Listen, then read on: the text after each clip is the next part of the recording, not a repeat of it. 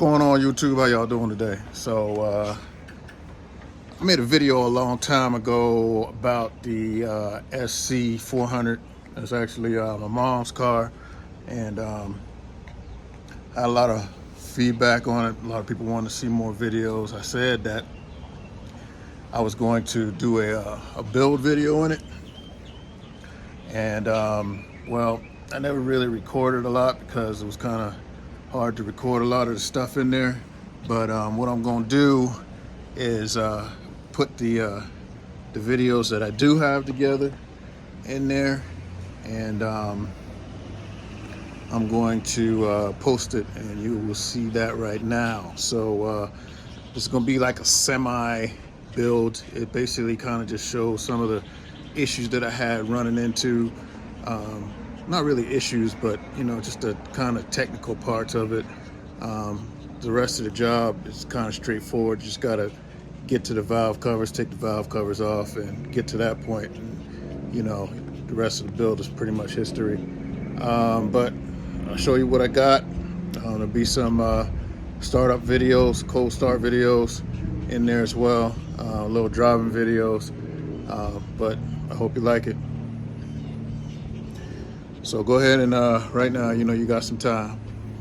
Hit that like, hit that subscribe button, and I appreciate y'all. All right, I got the valve covers off, and we're down to the cams. Now I'm gonna start loosening this up and take the cams out on both sides. I'm gonna start with the right side first. There's a lot of sludge on the right side. I guess whoever had this car before didn't feel it was a good idea to change the oil on a regular basis, but the car still runs great, so we're gonna clean it all up and get this thing back on the road with some new cams.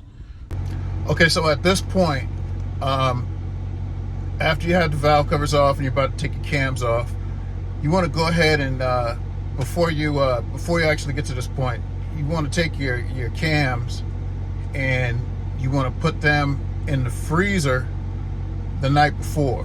And I'm telling you this because those gears that are on the cams, in between the exhaust cam and the intake cam, you have to press them on.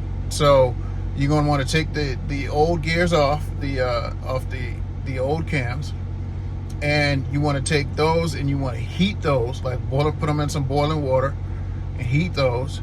And you want to take your cams and make sure you put your cams in the freezer overnight, and then you're going to they'll just slide right on. A little bit of oil and it'll slide right on. Once you have it in place where the notches are, just let the cam warm up, and it'll be sealed in place. You know, that's the method that I use in order to get them pressed on, and it's worked perfectly fine. The car right now is still running to this day. Probably has about 50,000 miles on it since that job was done, and still loving it, definitely.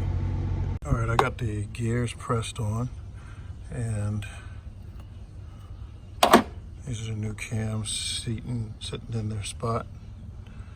I'm going to tighten it down according to sequence.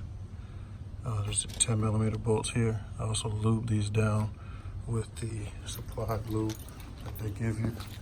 Make sure that you use the lube that they give you. Lube it up real good, clean it up real good. I used a Scotch-Brite pad, clean it up real good, and some brake clean. And now I got them in place, and I'm going to start torquing them down. And then we'll go to the other side and move from there. These gears right here, there's a nipple on the back side there and here, and they need to line up. Mine aren't in line right now because my cams are in a spot where they're at rest, and there's no spring load on it from the valve springs. But I counted these marks right here. And another thing I did too was I lined them up when they're not seated together, and then turn it to where it's at rest and sitting in its seat and then set them into place. So when I turn the cam, they will line up exactly where they're supposed to be before I set the timing on the front gear.